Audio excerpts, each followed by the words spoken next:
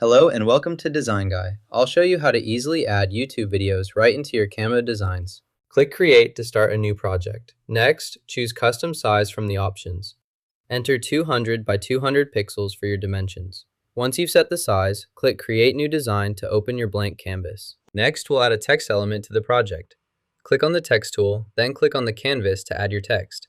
Type YouTube video into the text box and adjust the position as needed. Press Ctrl K to start. Highlight your selection, then press Ctrl K again to apply the change. Next, open the YouTube page in your browser to continue the process. Type the word songs into the search bar to find relevant tracks. Select one option from the list by clicking on it.